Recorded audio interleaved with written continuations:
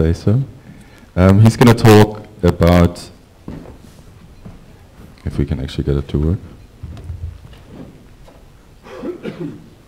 pervasive media and education, and also we're going to have a little demo about the game. So off you go. I was a student at Bristol about 12 years ago, and then for the last 12 years I got a job in IT services and I worked at university, and I really fell in love with the city. And there's going to be quite a lot about Bristol in my presentation, but I hope it'll be relevant wherever you are. And there will be some technology, but it might take us a while to get there, so bear with me for the first few minutes. Why are we here today? We're discussing students. That's the theme of our whole conference.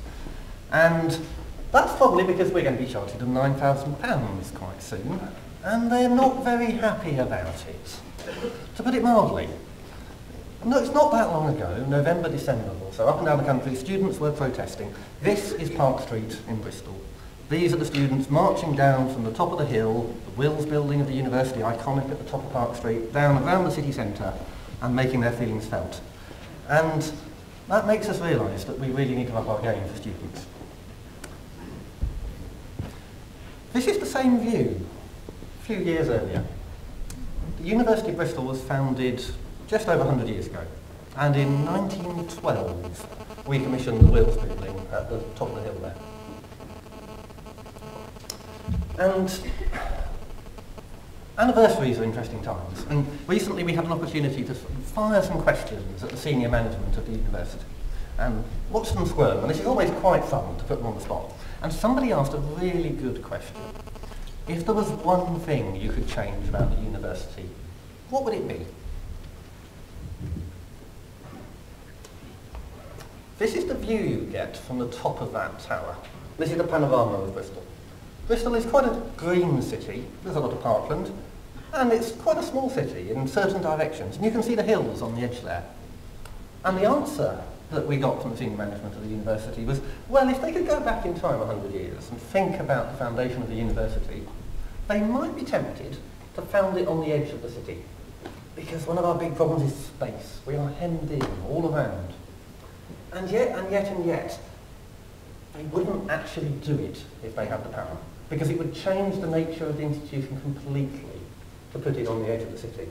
And that's one of the unique advantages of Bristol. Well, not unique, but one of our interesting selling points. We're right in the middle of a very vibrant city. So then I got to thinking, why do students choose one university over another? So I started asking. I asked at open days, I asked some of our new students, and I've been asking some people here on Twitter. And I got some very interesting answers. This is just a few of them that I particularly like. The person who said no hills didn't choose Bristol. The person who said because the city looked cool on skins did choose Bristol. But there's something there. There's something there about the sense of place and their life. There were some more serious answers as well. Twitter's not a great place to get serious answers. But I think the answers fall into about three camps. First of all, it has to be the right course, and it has to be the right course for you, and that's very important. Secondly, it's got to be the right university, and what do people mean by a good university? Well, generally mean it's a university that might look good when you're trying to get your first job, and that's very important, and probably increasingly important. But the third one, I think, is very important, but we don't talk about it much, at least not openly. We're almost a little embarrassed about it. So that's something I'd like to explore today. It's all about your student life, and that is very tied to a particular location. Some people have no choice of university. By family circumstances, by financial circumstances, they go to the university closest to them. But other students, when they're choosing one institution over another, they're thinking, is this where I want to spend the next 3 or 4 years of my life at a very formative time? But we're still stuck in somewhere around 1912. So this is the image that we're still projecting. We don't really understand how our students live. We're still stuck in the past. And what do our students actually think? Well, they don't look at Park Street and see that. They look at Park Street and they say basically this.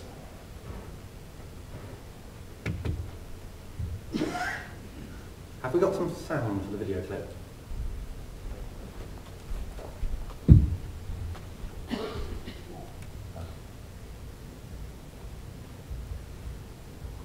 Oh.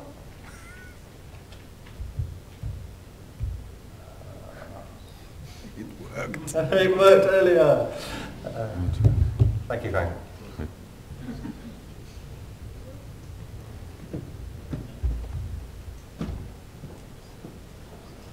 I don't think the sound's essential for that.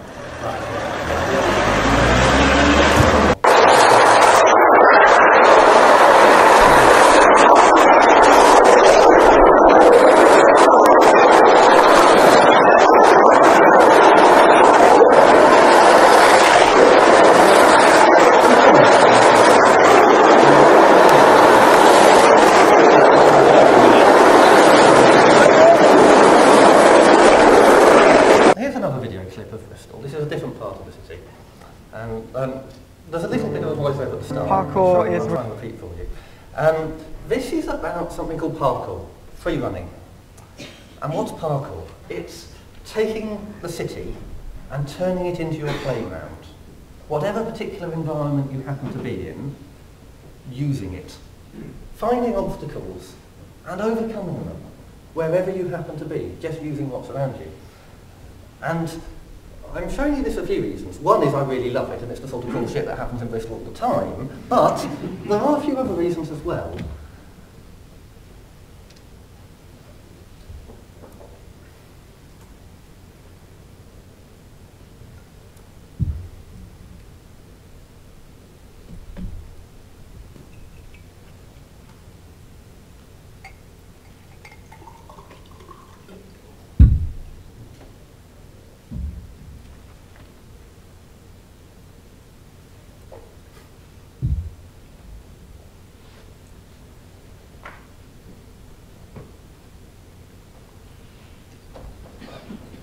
I could show a bit more of that, but that's probably about enough.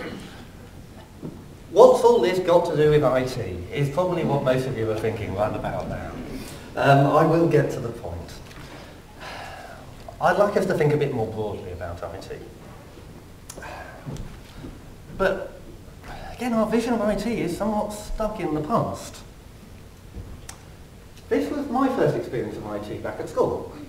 So we had a BBC Micro. We had a BBC Micro. We had one in the school. So that was a bit special. It was quite expensive. It was in a special corner, in a special room. Some schools were very lucky. They had a mobile computer. That meant you had a BBC Micro on a trolley. You could take it around from classroom to classroom. But still, it's very special. This is computing now. So where are the computers? Well, obviously the computers in there are the phones. They've become invisible. They've just disappeared into the environment. They're not special any longer. They're cheap. They're disposable. They're just all around us, everywhere, embedded in life and in our environment. They're pervasive. But we're still thinking about the BBC Micro. We're still thinking about the computers as special. So what's pervasive media, which is what I'm supposed to be talking about?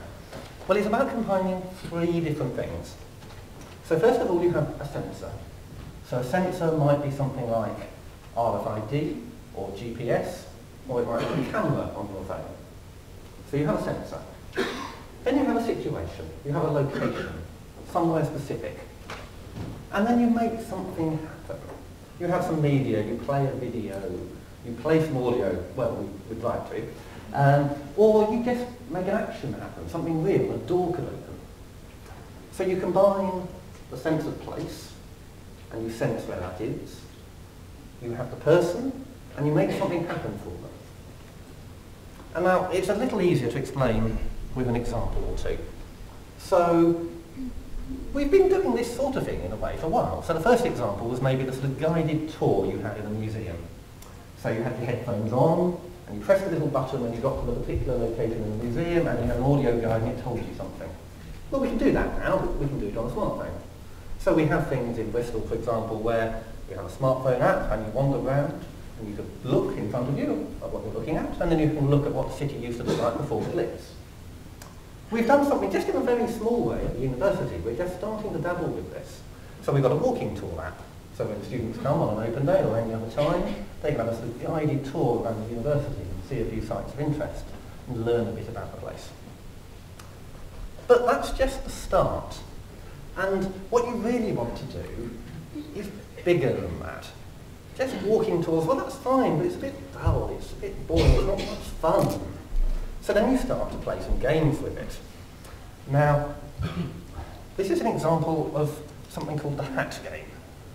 Now the way the hat game works, you have a hat, and there's a GPS receiver inside the hat, and then you have a website, and a smartphone app, and there's a little map on that, and that tells you where the hat is at any one stage. And then all the players of the game are trying to find the hat, and they go up and they say, "Excuse me sir, I believe you have my hat." At which point you swap hats, and you take the hat, you take a photo of yourself, you upload the photo to the website, and then it is all tracked, and then at the end of the day, the week, could be Freshers' Week or whatever it is, the person who had the hat for the longest period of time wins a prize.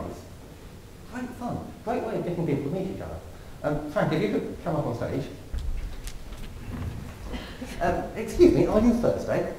Well, let me check.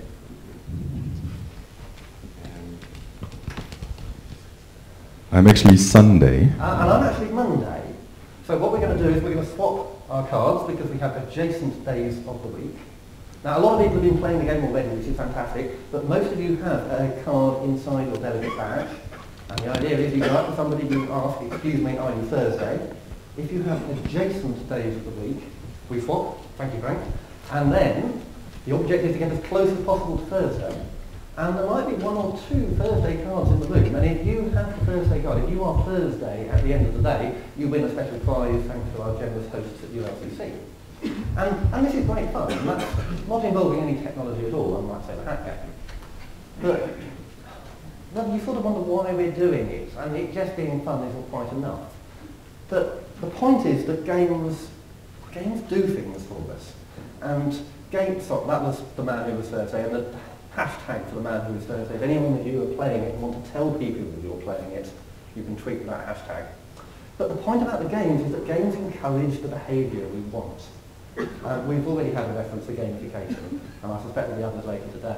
So in this instance, we'd like people at Footy to meet each other. We'd like you to make some new contacts, to have some interesting conversations. And the tweeting is great, but we'd also like you to look up from time to time and pay attention and be present in the moment and stop the flurries of activity going on around the venue. So that's why we're playing that game, because games are a great way to get people to do things that we want to do that they might not otherwise. But that's just games, and there's a few other things I'd like to talk about. Fortnight was a theatre project that I took part in Bristol. It lasted a fortnight. I signed up in advance, and on the first day, I had a little parcel that was hand-delivered to me overnight, and it was sitting there on my doorstep when I woke up. And inside the parcel was this little badge. This has got an RFID chip in it. This was my special gateway, my token to admit me into a whole special environment for the next fortnight. So there was this game taking place across the entire city. And this got me to meet new people. It got me to do interesting experiences. Things like, you follow the location each day. You had a text message that gave you a clue. I'd get there, there'd be a typewriter, and I'd write a letter. And then the question was, what would you like to tell your future self? And they're going to keep that letter, and then they're going to deliver it to me. I don't know when. In 6 months, in 6 years? Now, wouldn't that be a great thing to do with your students in their special week? It was a fantastic experience. It forced me to take a lunch break, keep my eyes open. Some people really sort of conquered their social phobias through doing that sort of experience for a fortnight. And that was designed by a group of theatre practitioners working with a group of technologists. The computer's there underneath the table that does all the RFID stuff, and the actors do the stuff that makes you engage with it. Theatre creates meaningful experiences. It creates memories and things that you're going to keep for a while, things that stay with you. And universities should stay with you. Universities should be a transforming experience for our students. This is Alfred the gorilla. Alfred was a firm favourite in Bristol. He was much loved for many years by the population in the zoo. And in fact, we loved him so much that when he died, we stuffed him and we put him in the city museum. And he's still there to this day. But there was a period when he disappeared. One morning, he wasn't in the museum any longer, it was around about 1953, and nobody knew where he'd gone. There were rumours that those dastardly students at Cardiff had kidnapped him. And then about a week later, he came back again, and nobody ever knew until about a year ago. A year ago, the story finally came out. This was Alfred with his friends. They weren't Cardiff students at all, they were Bristol students. We get up fun with fun. And they kidnapped him. They'd snuck in through the connecting door from the Wills building at the top of Park Street to the City Museum right next door, and taken him away, kept him in their flat for a week, and then snuck him back again. Now, I would like us to create more Alfred with Gorilla moments. I'd like our students to have memorable experiences at university that they'll tell their grandchildren about, just as these guys did. And I don't want us to be embarrassed about that and think that's something that's unimportant. Education is important, but so are all the other things that take place in the university. And if we combine technology with games, with theatre, if we get out of our technical bubble where we're sitting with the computer in the corner and we get out into the sunshine and we interact with areas of other expertise, we can create really powerful and meaningful experiences. There's two things I'd like to leave you with. So there's a little do, which is please play the Man Who Is Thursday and enjoy yourself at footy and meet a few new people and take part in the game and that experience.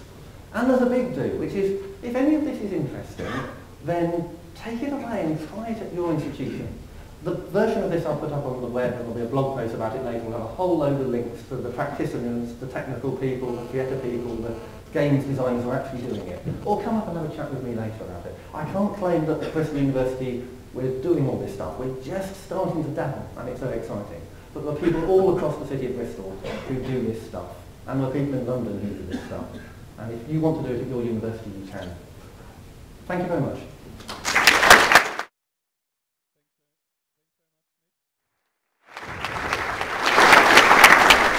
I like to be the guinea pig for little games and fun. Next up,